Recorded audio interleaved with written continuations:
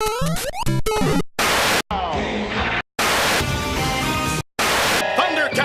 Ho! Not the mama, not the mama.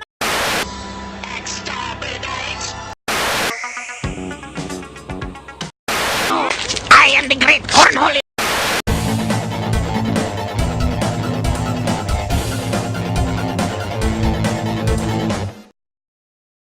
Yeah. So, guys, we got Cody with us. You heard me talking about him earlier. He is a avid comic book collector, Toy Biz collector, G.I. Joe collector. I just found that out. We were talking about that earlier. Hell yeah. Writing a book. I mean, it's this guy does it all. So I'm a busy man. you are a busy man, yeah. Apparently. So as you can see, I reorganized my shelf here to kick off our little series on the Toy Biz stuff and comic excellent, books. excellent. So Yeah, I didn't think about it until it was a little bit too late. But all my Toy Biz stuff is in storage, except for I've got a couple of figures sitting around the house. So I was glad to be able to pull at least one or two out. So I've got my what's that one? Toy Fair sink. Nice. Oh, really? He was a mail away. Really kind of rounds out the team. Yeah, yeah. How many of the Toy Fair ones do you have? I think I have all of them except for the Guardian. So I've got the Kitty Pryde, the Havoc, Okay. the Morph, the Sink, Firestar. Did I say Shadowcat? Feral? I don't know. There was a bunch I didn't of realize. them. And this is why we have you on, because I'm a Toy Biz collector, but apparently I'm a dumbass when it comes to a lot of this stuff, because there's just with you and I talking, there's so many variants, there's so many different toys that I didn't even know existed. Like I've got the Havoc fanfare, and I've got I was gonna get the Morph too. Oh, I haven't pulled the trigger on that one yet. Now, are you the one in the group that has the backing card for the Havoc figure? No, That that's you? I believe that's Michael Brock. Okay, all right, because that Right. was really cool. That was actually Very how I cool. found out about the Morph, was the fact that he's got the Morph figure. David, check this out. The Morph fanfare figure that I've showed you before. Yeah. Well, he's got the prototype backing card for the figure that they never made. It's amazing, dude. It's amazing. Oh, Yeah, there's a Jesus. whole giant group of people that are collecting just the prototypes, the 2-ups, the resin unpainted sculpts, all those kind of things. It's insane. That's Yeah. definitely some next level stuff for me. Yeah. I need to work on finishing out the basic X-Men figures before I really delve into that too much. Because I've looked into it. Like I've looked on eBay at some of those, like you said, unpainted figures, unpainted prototypes and stuff. And man, that's expensive. Those guys are going for $200 to $400 for a head, an unpainted head of a figure. It's like, oh my Right. God. For a toy that's not finished. Yeah, it's insane. It's insane.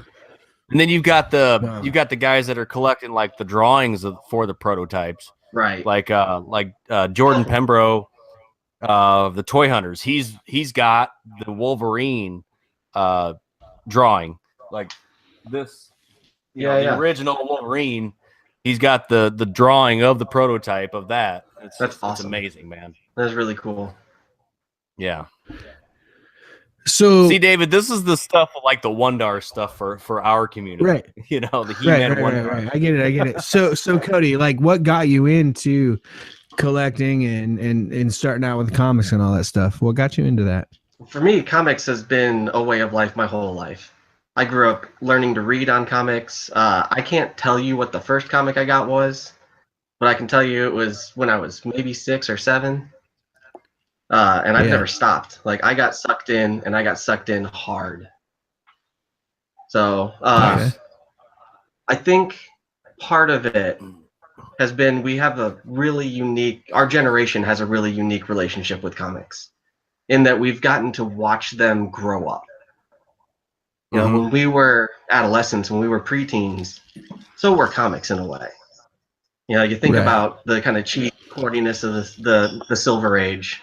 If you want to get into why I hate silver, golden, modern, whatever, we can talk about that. But you know, as we're preteens, I feel like they were preteens, and I feel like as we became adults, comics kind of became adults too. Now, for better or for worse.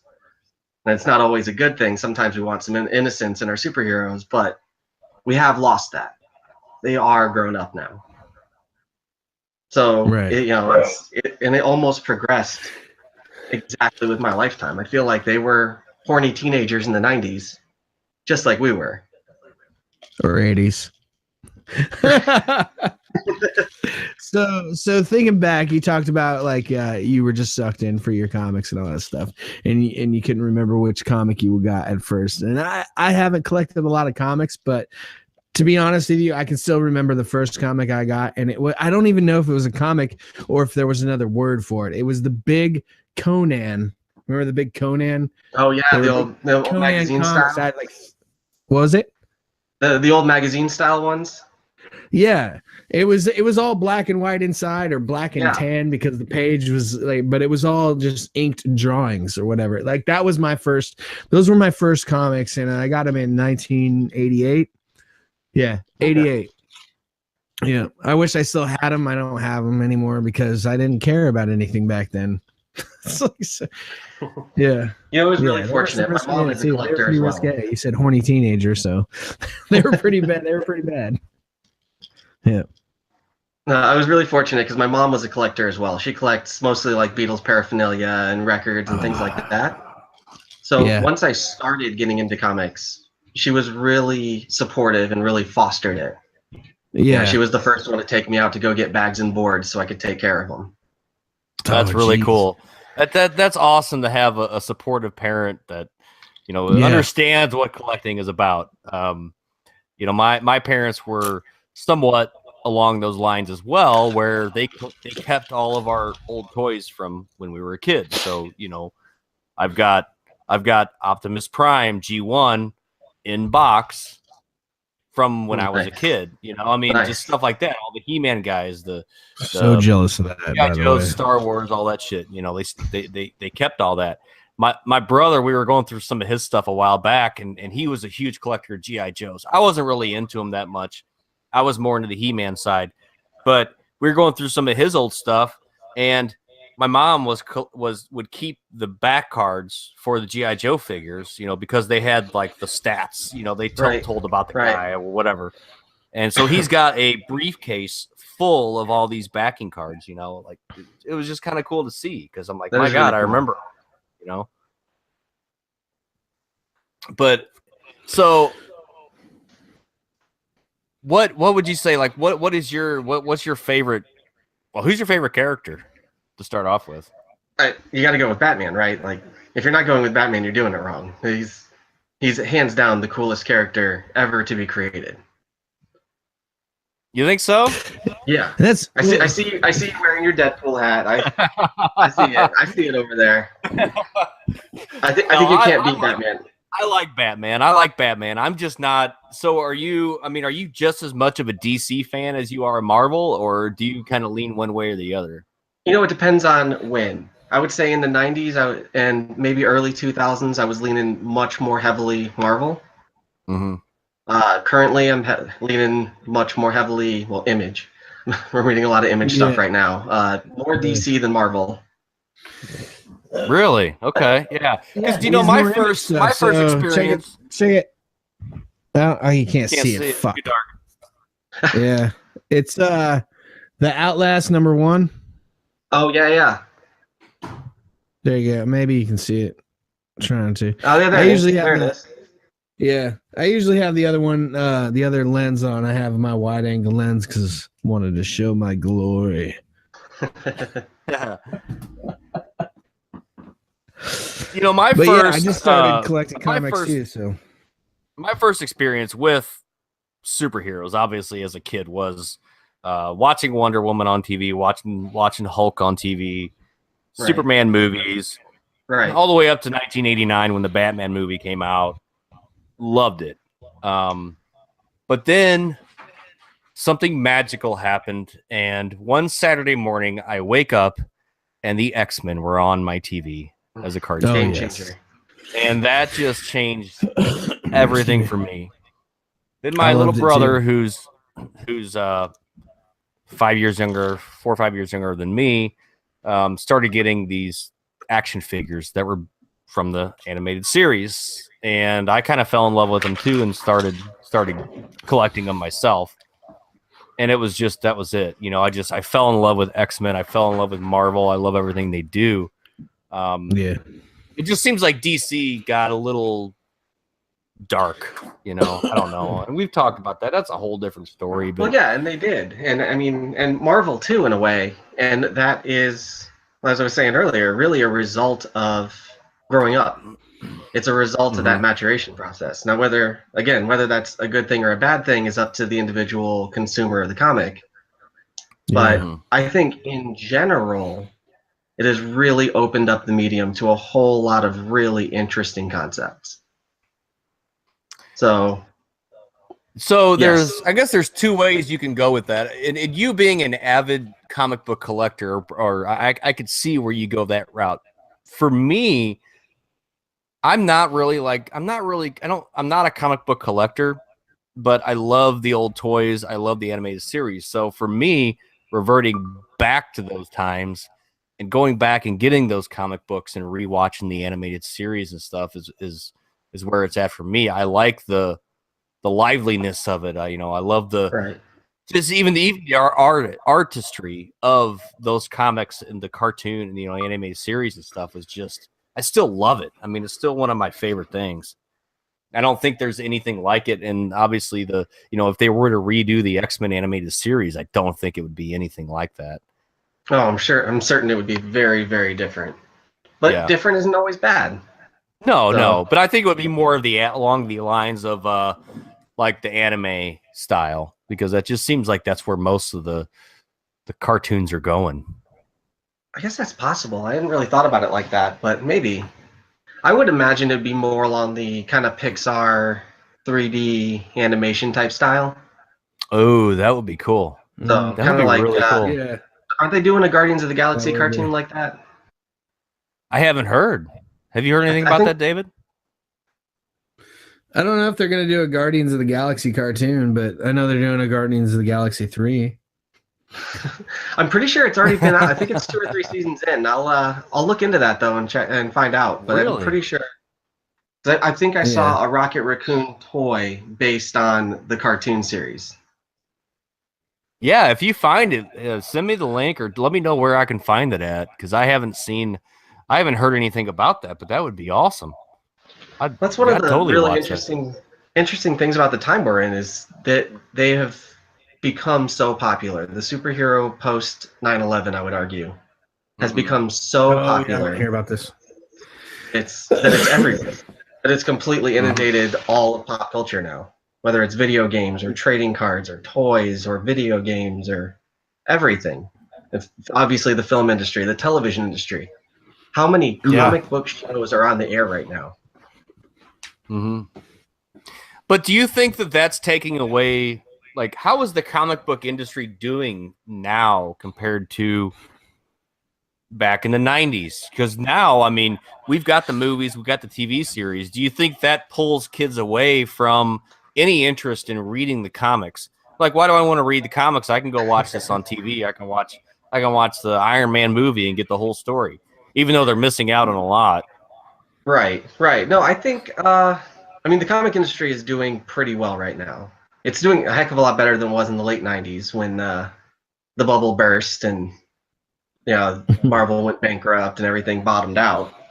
But generally speaking, I think the comic industry is doing well, and I think that the films and the toys and the merchandising are bringing in more readers. But we're not seeing, at least I'm not seeing, a lot of children readers. What I'm mostly seeing is adult readers. Yeah. I mean, I think we are the target demographic for the comics industry right now. Yeah. I think so too, and it kind of sucks because like my kid, like we'll go to the comic book store, we'll buy some comics. He'll thumb through like, oh, this Wolverine looks cool. I'm like, hang on, let me check and make sure, let me look through it real quick. Okay, yeah, that's fine. you can buy it.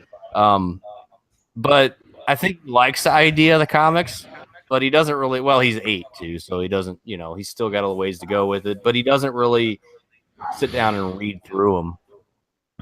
Right. Maybe that's something I need to do with him. Maybe sit down and show him how to read a comic book, because they can be kind of confusing. The learning absolutely. which cells to read in what order. Maybe he's confused with that. I don't know. Yeah, and there's no right answer either. Like that's one of the beauties of the medium is read it how you want to read it. You're a time traveler in that world. That's true. I never thought about that. Move around. It's like Slaughterhouse-5, right? Like we see time different than the characters in those pages.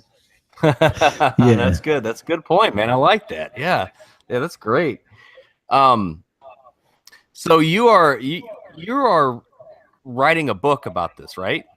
Right. I'm working on a doctoral dissertation on comics, specifically on comics from '92 to the year post 9/11. Nice. So it'll be a book-length work. I'm looking at right around 350 to 400 pages right now. Okay. It's slow going, but I mean the general premise is that the ways that I'm trying to distill this down in a very easy to understand for everybody else out there way. We have a special relationship with comics, and comics have a special relationship with us, right? Specifically the superhero. Now they are, as Chris Knowles pointed out, right? They are our gods wear spandex. They are our American myths, right? We've got other myths. There's a Paul Bunyan and whatever out there, but really Superman, Batman, Captain America, these are our mythology. These are our Achilles and Apollo and Artemis. Our Titans. Right. Wow. Exactly. So that relationship that we have with them is always driven by some sort of social need. So you see, they all start to erupt in World War II, or the days leading up to World War II, right? We start getting all these superheroes as almost a face of good to match the faces of evil that we're being fed. But once the war is over, nobody cares about superheroes anymore. Superheroes die off. You still have, a handful of superhero titles moving, but then it's, horror comics and westerns and romance. So you fast forward a little ways, we're in Korea, and all of a sudden you've got a new Flash. You've got a new, the Fantastic Four is starting to come up, the new Green Lanterns, this whole new era of the superhero, and it always seems to be tied to periods of peace and prosperity versus war. Right. So what I'm working on with this dissertation and working on with this book is looking at 92 to 2002, which is a period that when most people write about it, they write about the economic crisis, they write about, the founding of Image and, the workers' rights disputes along with that, right? So like everyone's underpaid at Marvel, underappreciated. So they say, later days, guys, gonna go make our own publisher. And we're gonna basically release a whole bunch of knockoffs of your characters. Right? So that's basically what the focus on that era is. But what I see in that era is it kicks off with that. And then you kill Superman. Fake Batman. I remember that. You murder the Green Lantern Corps. All of a sudden you start to see these heroes having faults right in the middle of like our longest period of peace. And then like a god descending among mortals, Warren Ellis shows up and takes over Wildstorm. Like just straight takes over Wildstorm. Starts putting out Stormwatch, which leads into the Authority, which leads into Planetary. All of these titles coming out of Wildstorm at the time completely revolutionized the concept of a superhero. All of a sudden, you've got these overpowered, faulty, maybe drug addicted, sometimes queer, multiracial, weird background characters that kind of overthrow the entire paradigm of the traditional superhero. Superman is no longer relevant. Dude. Somebody that we thought was indestructible the American hero, is dead. I remember whenever that comic came out. Was it 94? Six? Something like that? 95? Was it that early? Oh, I think wow. it was 92. I got my double signed one. Yeah, it was when I was at Lakeside High School. Okay. Yeah. And that was like the biggest thing. I remember everybody was flocking to get this because, Superman's dead, but also, too, this thing is going to be worth $1 million. Right. Little did we know. Yeah. Just like baseball cards were going to, everybody who collected baseball cards back in the day, they were going to retire off of that shit. Right. Yeah. They're worth nothing now. But still cool to have. So with this book that you write, this book that you're writing, is it a comic book or is it just a story? Or are you? It's an academic piece, right? I'm working on a PhD in literature. Okay. So yeah, it'll be footnotes and all that business. Now, taking everything that you have researched, studied, decrypted, and looked upon insightfully, have you ever thought about applying that to a new story in our timeline now? Because right now is that time that you're saying, because we've just come off, because you're Navy, right? I was Army. My wife's Navy. Army. I apologize. I'm a retired Marine. So coming off of everything that we've had, right, to the point of 2011, right? We're drawed down. We've pulled out. We're done with that. That's what Obama says, right? Now we are in a whole new realm. We are in a new frontier. We are. We absolutely right are. Now is the time for new heroes to rise and old ones to fall. Sounds so dramatic in a world. It's sorry. This shit's got me thinking, man. I'm just saying. Yeah, it it's does. Time. Man, this is deep. Yeah. What's especially funny about that is what we're seeing in a lot of the mainstream comics right now is instead of taking the opportunity to create new, they're bringing back the old. We're in the middle of another Phoenix resurrection. Just brought back Wolverine from the dead when they swore up and down, then nobody believed them that he was going to stay dead. Well, he's back. Just like Superman came back. I mean, dude. Yeah. Nobody stays dead but Uncle Ben. Yeah, right. But the only thing is looking at everything that we've seen up until this point, with all the powers, all the mutants, all the everything that encompasses the world of what we live in and what we know, it's hard to even understand or comprehend the powers that could come from anything. Like what would your perfect superhero be? I don't even know how to approach that. Right? That's a loaded question, dude. That is almost unanswerable. It is unanswerable. You think Superman's invincible? Well, you know what? He died. You think Wolverine, who can heal himself, is invincible? But you know what? He died too. So it's like, where do you go with this? Unless you're an all-out god. Like, there was a video that I saw on Facebook where it was, if you took all the superheroes and put them in a box to fight it out, who would be left at the end? And they're saying, you can't include gods. You don't need gods. It's right, and it was pretty impressive. I don't remember. Gods are nothing. Gods are insignificant. Gods hey now. Thor is awesome. Gods are a whisper in the ultimate power of the retroverse. What are you smoking, dude? Because you're getting like really deep here, man. Dude, like, if you sit there and you would take, dude, fuck it. Rewind. I'll not talk all cryptid and diverse or whatever, however you want to say it. But what I'm trying to get at is with everything that's been unlocked in our time of being alive. Look, dude, a guy landed a fucking rocket. Like, the shit that is unfolded in the past fucking decade has been unbeknownst to anybody. Everything that has been said that could be impossible has fucking happened.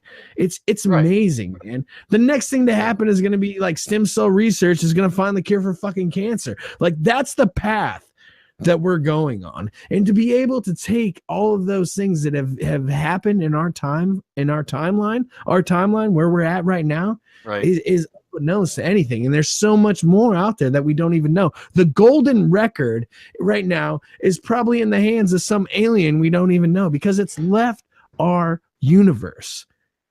So what you're getting Think at is bigger. how do you with Think bigger. everything with the evolution that we've had in the last 10, 20 years, Yes. where do you go with superheroes to make them to where they're impressive and kids want to be Superman again?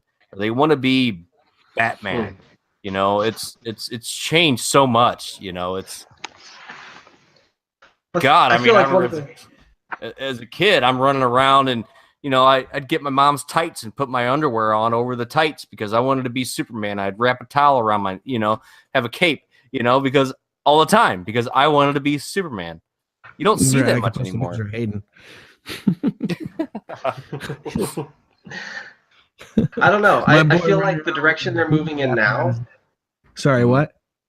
I feel like the direction they're moving in now is to really try to kind of engage with these social issues, right? So, you know, you see because we're in in the beginning of Green Arrow Rebirth, he's dealing with people that are protesting the building of a pipeline.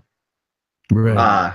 You see more queer characters, you see more characters of color, the transgender characters, etc. Like they're really making it so that anybody that wants to idolize a character will have a character they can idolize. Yeah. And I think that that's interesting. But one of the, again, just kind of beauties of the medium is that they can approach it, whether they have their biases or not. They're still set up to be able to approach it fairly objectively, without pushing an agenda and really let the thing play out. And I mean, you've been seeing that for decades. You know, the O'Neill and Adams Green Arrow Green Lantern run. You know, when they're dealing with the dangers of drug use and race and class warfare. And we're seeing kind of a resurgence in that now. And I think it's really cool. I think it's really interesting. You get these younger generations involved through the comics. Yeah. I feel like, do you feel like though they've put out every character that they possibly could with every ability and every mixture of abilities, and it's all kind of played out, you know? It's like you look at the X-Men and you look at some of the figures that I collect and I'm like, I don't even know who this guy is. I don't know what his ability is. You know, it seems like they're just kind of like they did with with like the Motu stuff, you know, towards the end, they're just throwing guys out there just to make a few bucks and make some money at it, you know?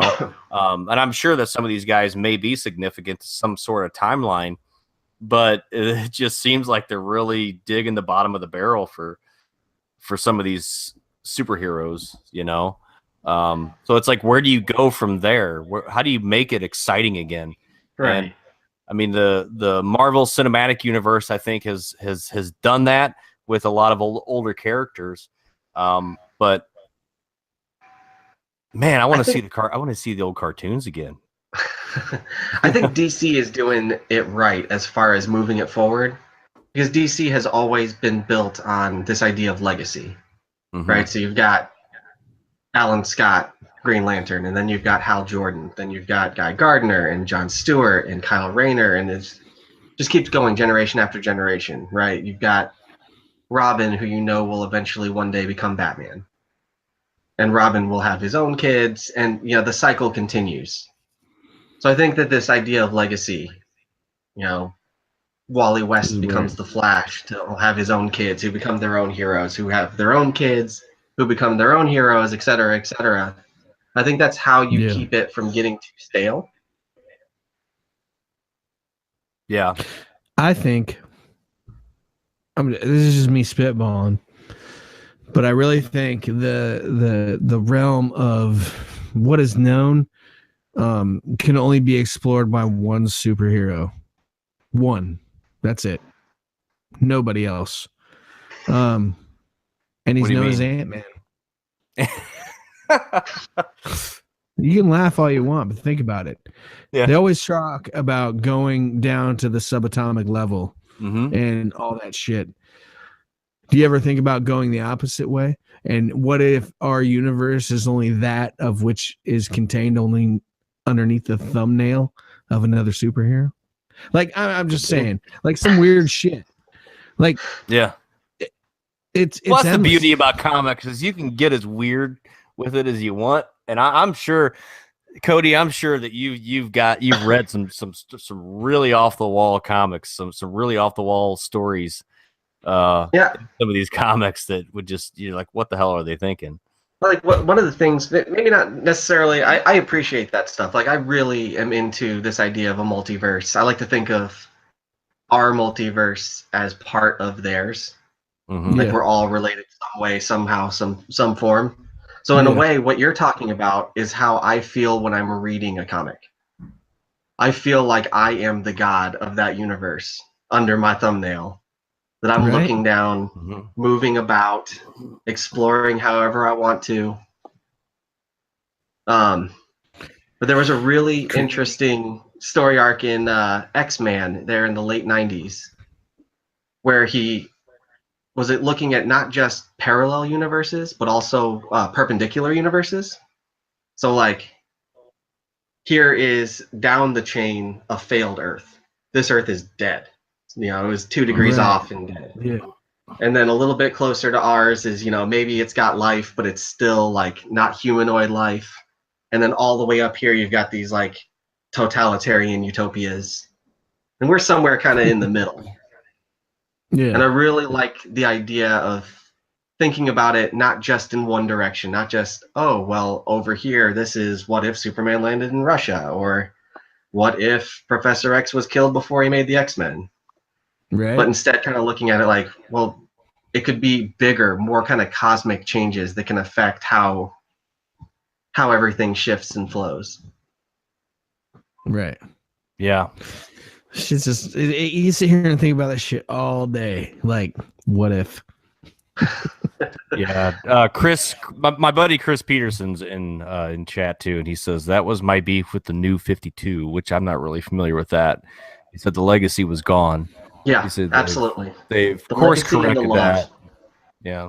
What is the New 52? I'm not familiar with that one. So the New 52 in 2011, DC scrapped everything, started brand new. 52 new titles, starting from the beginning, starting from, you know, forming the Justice League, whole new, Jesus. slightly tweaked origins. There was some good that came with it. Like not everything in there was bad, not everything in there was great, but it was missing legacy and it was missing love. You know, Clark is no longer with Lois. Dinah and the Green Arrow are not together. Like all these classic, really important relationships are gone. And I think that is really what DC is built on. So that kind of sucked the heart right out of it. And it was doomed to fail. But I mean, it almost seems like they knew that from the start. And that's why they ran for 52 issues each. And then they went away. So what did they do? Did they just scrap all that and go back to the way it was before, or what? Not all of it. They did this rebirth event and it seems like they kept the stuff that worked and returned to the old stuff where new things didn't work. So you end up with Clark back with Lois. He's got his family. He's got a kid, a cool kid, really cool kid. I'm really enjoying the little Jonathan Kent stories. But most of the Green Lantern stuff, which was working, which was good, stayed the way it was. So, I mean, do you think it's an easy cop out because we see? And I think it's great. I think that's a great thing about comics is that you can do that. You can change the story and say, well, it's a different universe. You know, kind of like what they did with the X-Men, the cinematic X-Men. And you know, with the X-Men Days of Future Past, where they completely rebooted the series by going back in time and changing the timeline, you know, because then that leaves them open for well, we could still have the original cast, the original adult cast, and then we can also have the young cast, and we could do these 2 timelines, kind of like with the Logan thing, Right. like different timeline. I don't know. But do you think that's kind of an easy cop out, or do you like the fact that they can do that type of stuff? I do think that it's a cop out, but I think it's a necessary cop out.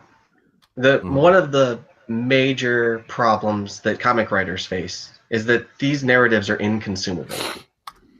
Right? The superhero never takes a step towards his own demise. There is no end to the story. So how do you keep it going over 80 years?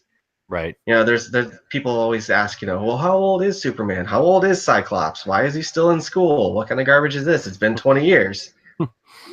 Part of what makes that difficult is that they always live in our time. Mm-hmm. So 40s Superman was living in the 40s. Same age Superman basically now is living in 2018. How do you reconcile that? I mean, I think people look into it too much to figure out. Yeah, but I think people just with that type of stuff, you got to just accept it for what it is. I agree. You can't read too much into it. These people are like, oh, well, what about this? I'm like, dude, it's a comic book. It's fiction. It's fun to read. You enjoy reading it. It's like it's just like with some of the cinematic universe. People are like, oh, that movie was terrible. I was like, it was a good movie. Like, I enjoyed it. If you go in, don't associate it with the comic stories because you're gonna miss out a lot of stuff.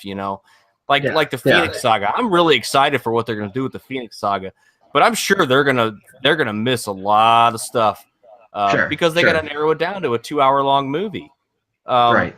And they've got to make it to where it's gonna sell. Right. So what they did with the animated series in the Phoenix Saga and what they do with the cinematic is going to be completely different, Right, but and neither one I match accept the comics. Right, exactly. And I accept that. It's because I watch these movies and I follow these stories for what they are. Right. People don't think about that. People, I don't know. It's society these days. Everybody's got to argue about something. Everybody's got to bitch about something. And well, to that point, that's exactly what made Suicide Squad so bad. Because not only did they not try to track with the comics, but they also didn't make a good movie. Yeah. Yeah. Yeah. I mean, I thought it was a great action movie. I've never followed the Suicide Squad. I didn't really even know what it was about until I saw the movie. It was a good action movie. I was entertained, but that's about all I can say about it. I don't really know anything else about it. Yeah, the first 42 minutes of the movie when they're just introducing the characters and putting the team together, that was really solid. Then once they sent them out to fight, I thought it was just bad. But that's just me. Yeah. I mean, that's I study narrative for a living, and I can tell you that narrative was not strong. Really? Yeah, I can't really say one way or another. What are your thoughts on being a 90s Marvel fanatic? What are your thoughts on the new Venom movie? I just saw the trailer the other day. I love Tom Hardy, so let's do this. Let's just do it. Sure. Yeah. Why not? A lot of people were bitching. They were bitching that I didn't see Venom. I didn't see anything in Venom. I was like, well, yeah, but they're not going to show that because why would they give that up? Because everybody wants to see what Venom looks like. Right. They're not going to give that up in a teaser trailer. Right. Yeah, that's ridiculous. Yeah, I was never a huge Venom fan until I was an adult. And I'm still not a huge Venom fan, but I started to kind of appreciate him a lot more. Really just for kind of the sense of kind of twisted justice that he had. Like going back and reading all those countless Venom miniseries, he was one of those types of villains who always believed he was doing the right thing. And I think that's really interesting. Like the Lex Luthor type, right? I'm doing this for the good of humanity. I'm trying to kill Superman so that you guys stop waiting for him to save you. An anti-hero. Yeah. Right. Like a really well done anti-hero. And, I kind of got lost in it in the 90s because everything was so dumb looking. Everyone had so many muscles where normal people don't have muscles. Right. The women couldn't possibly actually stand up. Yeah. You would just topple over. I got into Venom in the early mid 90s just because as a teenager and early teenager, I thought he looked just cool as shit. He was badass. Then I saw him on, I think my first experience with him was seeing him on the Spider-Man, the animated cartoon, animated series. And I'm like, oh, this is just great. Then I ended up getting the toy. Then I started kind of getting into the comics a little bit. I've got just a handful of his comics from back then. Right.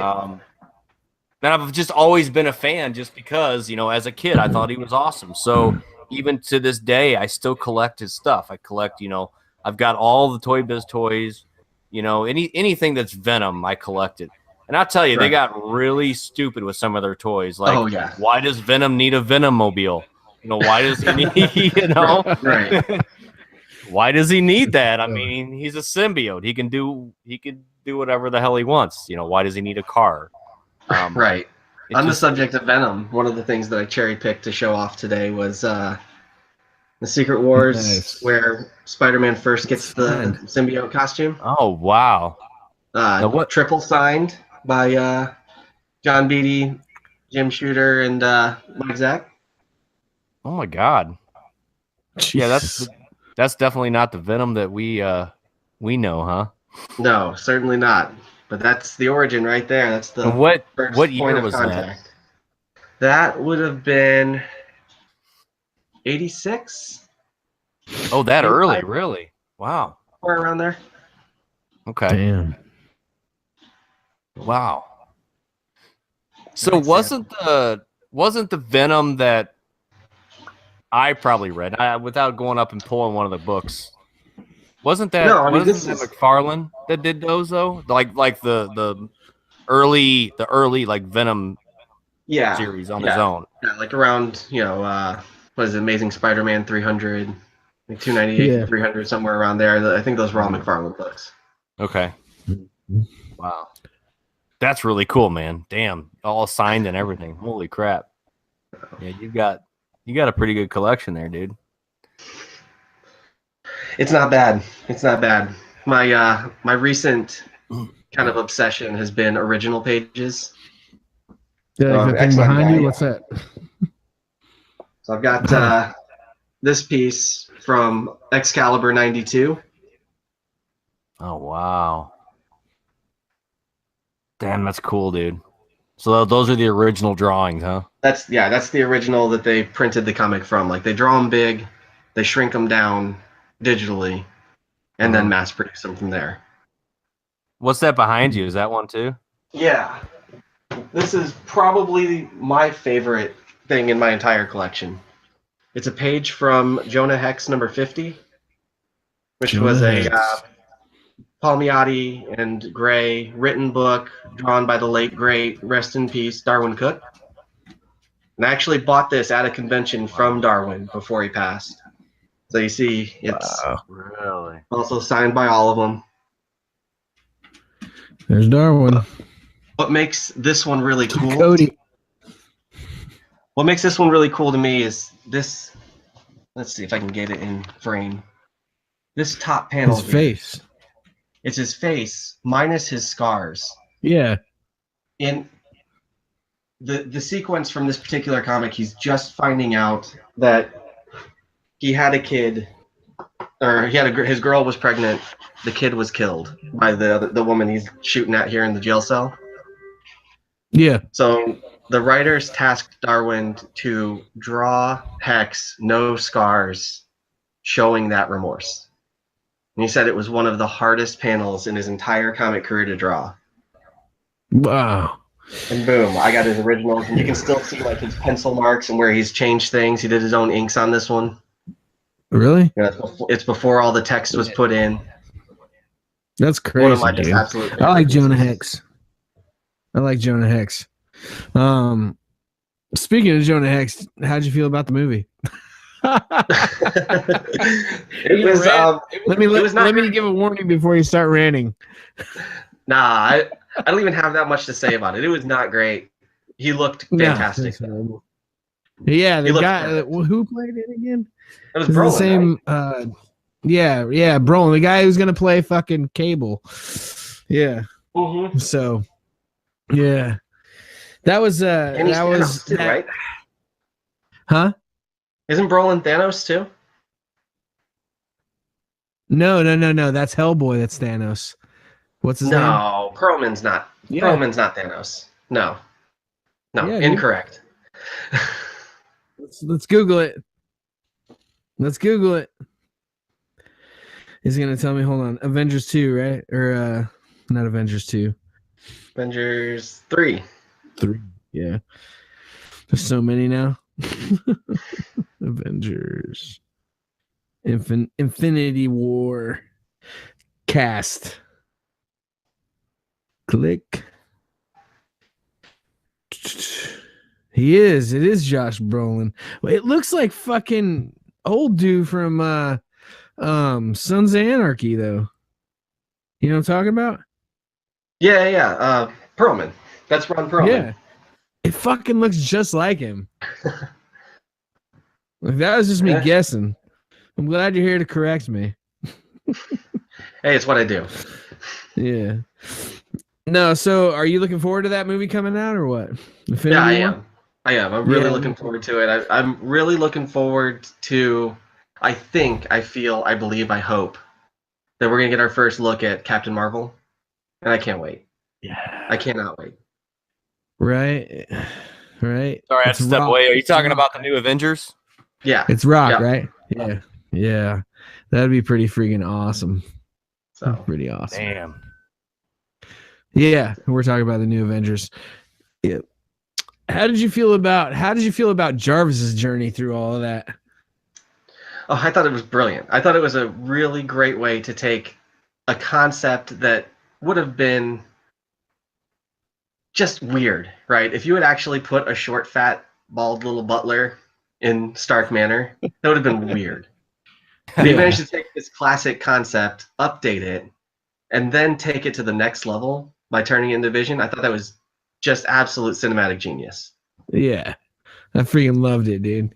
I loved it when it turned into when Jarvis turned into Vision. I think that was like Yeah, that the was best awesome. part of all the Iron Mans for me. You know, and then coming into the Avengers.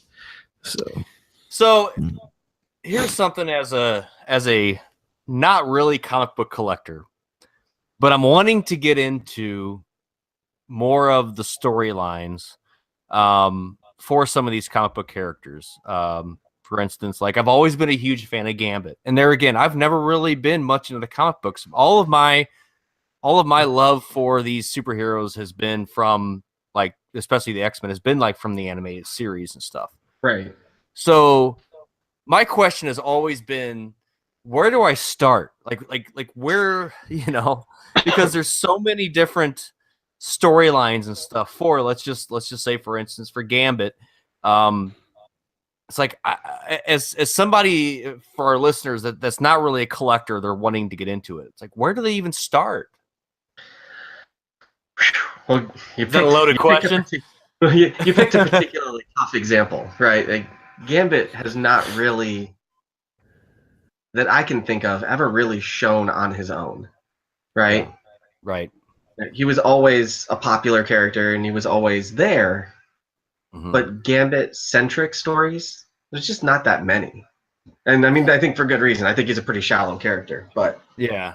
But let's say, let's use an example that's somebody a little more popular, I guess. So let's just say somebody like Wolverine, you know. right. Obviously, you know, his first appearance was actually in a Hulk comic, correct? Right. And right. obviously you're not going to get that because that thing's worth a fortune. Right, but you can pay the $2 on Comixology, I'm sure, and have it in a digital form. And I think that is one of the nice things about digital, even though I'm wary of it myself, is the access to the out of print stuff. Mm-hmm. Yeah. To be able to read. I mean, if I was, Yeah.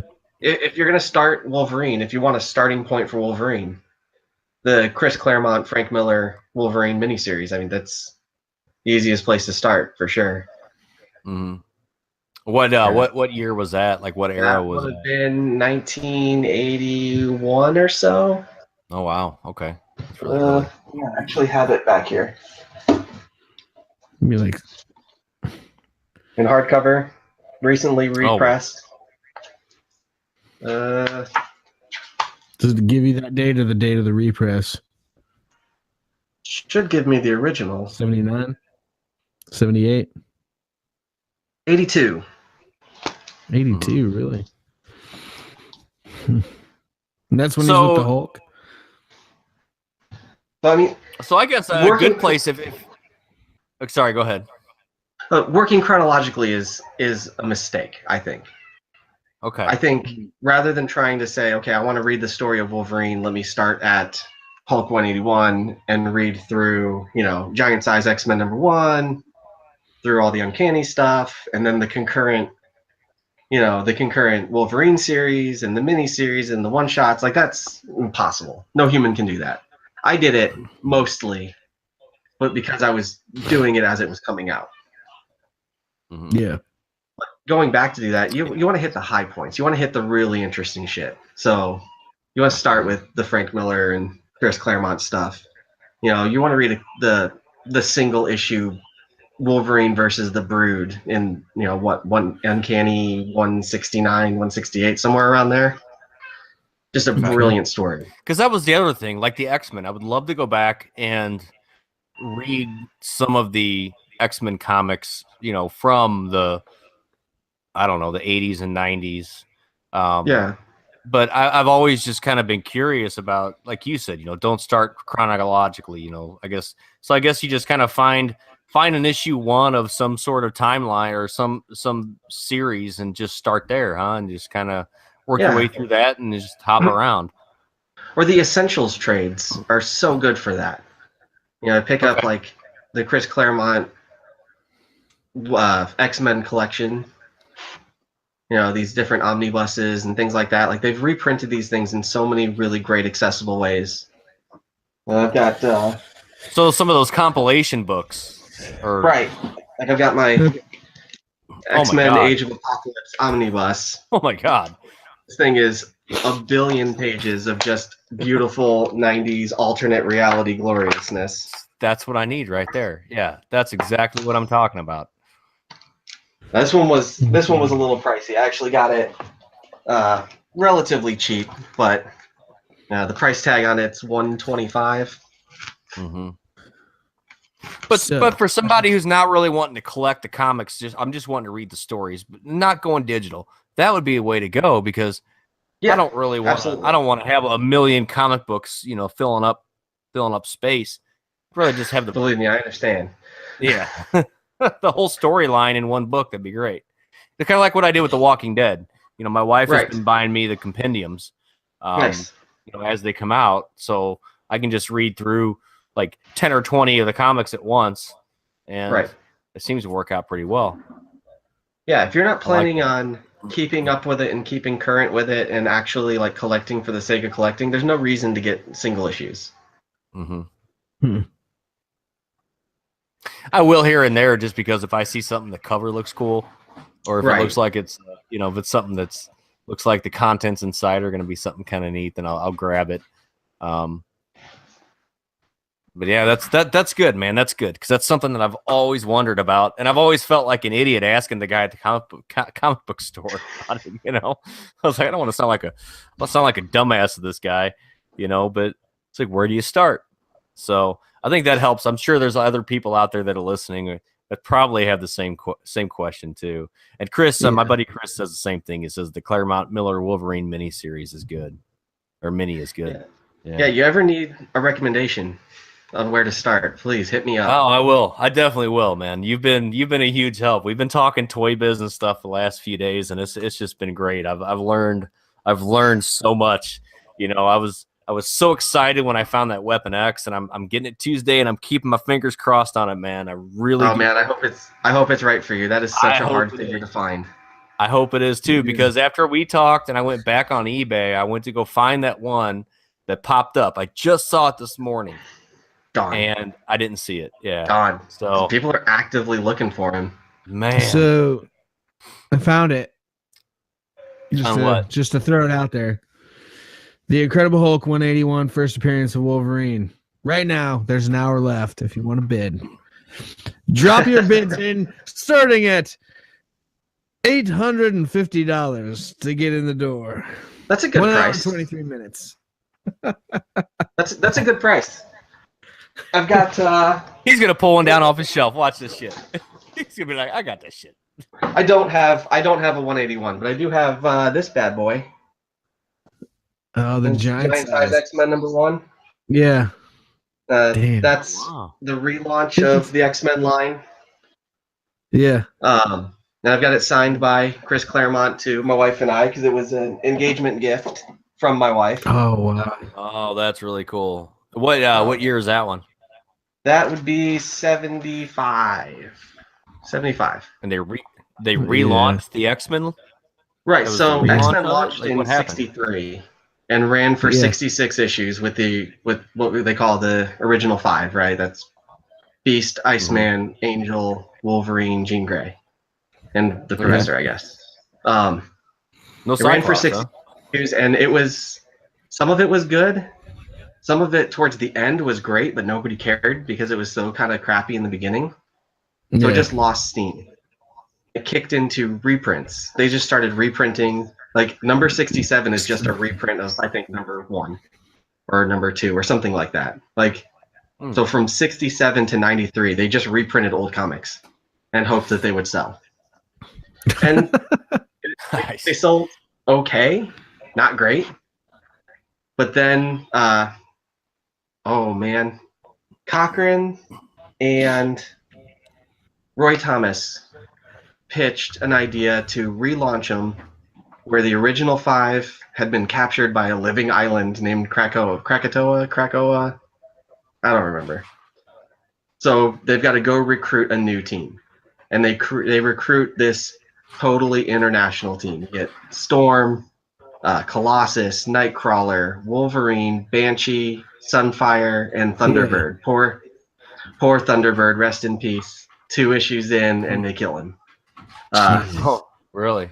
Like the first real major, I feel like, X-Men death is Thunderbird in his 3rd outing. But so they recruit this team, and then they say, "Okay, Chris Claremont, here you go. Take over. See what you can do with this new multiracial international team." Yeah. And it just became the phenomenon that we know today. Wow. And that's the issue that kicked it all off. Wow, that's cool. So I noticed you didn't mention Cyclops and all that. Where did he fall in? Cyclops was one of the original 5, and then he was. Okay, recruited. Yeah, and he was part of the team, like the recruiting team. He was the only one that wasn't captured, I guess. Like he's the one that escaped, so that he could tell the new team where to find the old team. I mean, a few years back, they did a whole nother level to that, where there was another team before the giant-sized team that went in, and they were all killed. So they went and recruited another team. And that's that comic. That's that book that you have right there. Yeah. Okay. See, I'd like that. That's cool, man. I'd like to find that on Comixology maybe, and read through that storyline because that sounds really interesting. That would be really cool to just hear the origins of how the X-Men that we love and know now came to be. Right. Yeah. That's definitely a good starting place.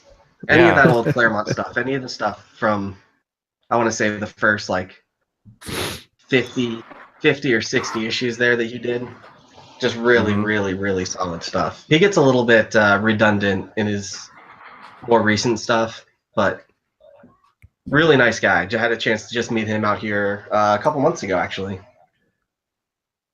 So. He came out and saw he was there. Yeah, he was out here in Hawaii at the amazing Hawaii Comic Con. We actually have 2 Comic Cons out here now.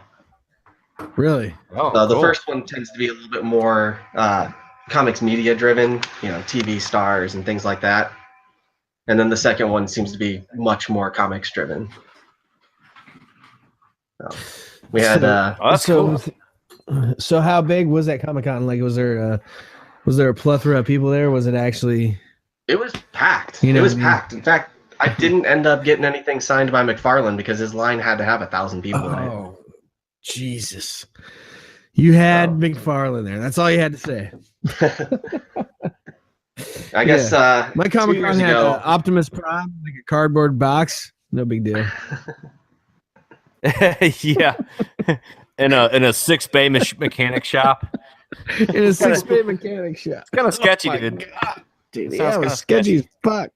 No, it was the convention center. I was just comparing it to the size wise of a I know. 6 to 8 bay mechanic shop. That's how they It do was it in pretty North horrible. Carolina. Yeah. But it was Wilmington. Dude, they filmed fucking Iron Man 3 in Wilmington. You figured like they would have some substance to their Comic-Con. It was Yeah. pretty disgusting. Yeah, man, that is awesome, dude. And I want to. We're gonna have to wrap it up, but I definitely want to get you back on because I want to talk I'm more around. about the. I want to talk about more because I'm sure we could go all night talking about the comics, and you could answer every question we probably could ever possibly imagine about them. But I also want to. I want to get a little more in depth too, like on the Toy Biz stuff. Talk about some of Okay. that. You are actually one of the admins of the group, and that's how I met you. I am. I'm a member of the group. We'll go ahead and throw that out there as a shout out. If you're into Toy Biz, X-Men, stuff like that, make sure you join, but only post Toy Biz stuff. I think Adam added me no. to it. Yeah. No more damn Legends posts. Legends See, have their own David, I groups. told you. See, David, I told you. What? The Legend. We were talking I about have the no Legends problem. stuff. I have no problem with Legends. I think it's a great line. I just there is no other place that I have seen that just is about Toy Biz. Yeah.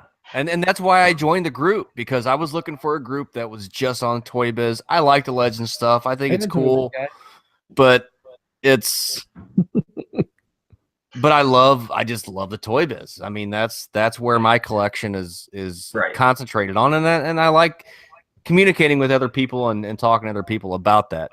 So the group is called, I'll let you throw it out there because off the top of my head I can't even. You think I can? It's Toy Biz Toy Biz 90s. Oh my god. You're the admin, you got to look it up too. That just proves that he has a shit ton of pages on him too. Yeah, For the record, I'm not the original admin of this group. 90s Marvel Toy Biz collectors. There you go. 90s Toy Biz Marvel collectors. So make sure you go check out that group if you're into that type of stuff. It's an awesome group. It's very active. For such a small, like, Toy Biz stuff Right. they're not super popular. I mean, and I think this is the only group that I was actually even able to come across that dealt with the Toy Biz line. And I think it's great. Yeah, I think that other than this and the Toy Biz prototype collector group that's out there, which is really awesome. I don't have any prototypes, but I love to be in that group and see what they're coming up with. Okay, you'll have to add me to that one because I want to. Okay. I want to be in that one. I haven't found that yet, but that'd be awesome to check out. It's all yeah. secret. Secret scrolls and handshakes. Other than that, David, you got anything else before we wrap it up here?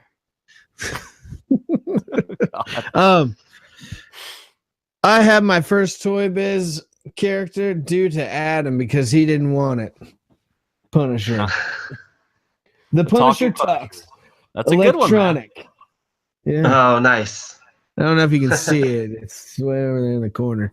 Yeah. I have a lot of Motu. Right. Obviously. Yeah. I'm the Motu guy. The Thundercats. Got some masks, got some Voltron, got some video games. Don't worry, David. Eventually, we'll be filling up your wall with Toy Biz stuff too. So it's all good, man. You got to start somewhere. That should be your pride and joy of your Toy Biz collection because it's your first one. It's my first one. All uphill from there, brother. Yeah, I got that fresh new memory Right. smell on me. Yeah. Yeah, because then you start getting into the fanfare collections. You start getting all the variants. Oh my god, Yeah. The there's a FA lot I would of have to variants. say, special I would have to releases. say my favorite Yeah. Marvel character is definitely the Hulk. Always has been. I had the record player growing up, Nice. and I was looking at it the other day, and I was thinking about dropping $200 on it. Then would have killed me. Yeah. Hey, Yeah, I Toy gotta Biz ask put out you. a bunch of really. Go ahead. I was just saying they put out a whole bunch of really good Hulk figures in the Toy Biz line too. Yeah, Yeah. yeah. I gotta Just ask gotta you find though it. about the Toy Biz exclusives real quick because I had posted. When I posted looking for that Weapon X 4th edition, somebody had posted on there. Well, wasn't that a KB exclusive? And I said no. I said, but there was one that was, and I looked it up, and it was the exact same one that I have. It was the red cable, Right. Weapon X. And I found one online that said KB exclusive, but mine doesn't have that KB exclusive. Mine it's got another sticker on it. I forgot what it says. Something about the it just says something about the animated series. Yeah. I'd have to look closer at them. I know that. So I think about them in terms of the shorts, right? Mhm. You got green shorts, red shorts, blue shorts. Right. And I know that one was a mass release and one was a KB exclusive, but I don't think KB exclusive always used the same cards. Okay. I think that sometimes they use their own cards and sometimes they use the standard cards. Yeah. And Because mine are the collectors. I mean, there's so many different scenarios there. yeah. Because But- mine's the red cable with I believe it's the green. Yeah, I think it's always reversed. I think the green shorts has red cables, red shorts have green cables. Red is green, and then they had the silver, which had the blue. Blue shorts. Silver and Yep. blue. Yeah. Blue shorts. Yeah. Jean shorts, You wear shorts. jean gray shorts. Yeah, so I was just curious. I'm like, so once somebody mentioned that, and I realized that you can have two of the same figures and one's a KB exclusive, I'm thinking, well, son of a bitch, now I got a whole other line that I got to collect. I got to get another variant that I got to get. One's without the KB, one's with the KB. Oh yeah, good luck You know? with that. No, I ain't got time for that. But it's not a complete Yeah, they collection got- unless you have them. So you got to find them. But mine are all loose. Pokemon, So I don't have to Well, worry yeah, about that's cards. true. That's true. You don't have to worry about that. I say you're fucking Pokemon. you said that was that Kane or was that Cable that you're looking for? Kane. It was Kane, okay. the Kane one with a blue holster. Anybody Blue out there holster. listening, if you see a Kane one with a blue holster, I got one. dibs. I got dibs. If he's looking for it, it must be important. Dibs. Dibs. It's the only one I've never seen in the wild. Oh man. Just once I think that we've found possibly the holy grail of the Toy Biz collection, somebody else throws something at me. Well, I've never seen this before. I've seen one. It just Right. changes the whole game. Yeah. Yeah. Well, I'll be on the Brown lookout holster- for that though. Yeah, Brown I'll be on holster the lookout for that. forge, and there's so many Yeah. out there. Yeah, there's so many, man. I mean, you French got gloves, the Magneto. different variants, right? You got the different variants of Cyclops and Yeah. Colossus. You got different Yeah, variants yeah. of him, and The other Shit. killer for me, like one of the hardest ones for me to find, was the repaint version of Nightcrawler. Oh wow. The original Night, they look exactly the same. The only difference is the thickness of the tail. really, Because the anybody that had the Series 1 Nightcrawler knows that tail is going to break. Mhm. Like, those things are fragile. So they did something to the tail to make it so it didn't break as easy. But I mean, we're talking like Nice. millimeter difference. It's tough. you wouldn't really even know unless you opened it, would you? Is there any way to Right. know packaging? You can sort of tell if you can get a look at the tail, but otherwise it's almost impossible to tell. And those repaints were, I believe, released on the exact same cards as the originals, so there's no difference marker there either. Wow, damn it! Not gonna look for that shit. Good luck. Dude, think about the kids that just got the toy and fucking opened it and was like playing with it and didn't even know it was fucking rare. Yeah, but that's the nice thing. That's what I like about collecting the Toy Biz stuff is that there's so many that are available on card. Like, yeah. And I come across more on card, I think, than I do loose. Yeah, I think that's true. Shit. Actually, I think I do have Toy Biz stuff. Hold on with this. Oh yeah, I do. Holy shit! I got a DC Comics superhero Wonder Woman. Yes. The original Toy Biz. Yeah. Yeah. We do have a sister group attached to the Marvel one for DC collectors. I think there's like 16 people in there, but no, nice. Technically, it's my daughter's. Cool. So she don't mess it up. She put it in here with my stuff. I put it up on the wall. Let's wrap this up, man. We've been going for a while. This was some awesome information. I got to ask you, Cody, though, you were talking about that story that you're writing, though. Is that going to be published, or is that just... Once I defend it and do all of that business and get my PhD, then I'll start shopping it out to different publishers of like academic works. So hopefully it will be published. Okay, cool. Yeah. Well, keep us posted, man, because obviously we'll definitely promote that because that's awesome. I mean, we've got a website. We can even kind of help you. We can throw a link on there, whatever you want for it once that time comes. So just hit me up. Make sure you check out the website, everybody listening. Go to retro-podcast.com. That's retro-podcast.com. You can find all the latest and greatest stuff of ours up on there. Make sure you join our Facebook group. Just search Masters of the Retroverse group.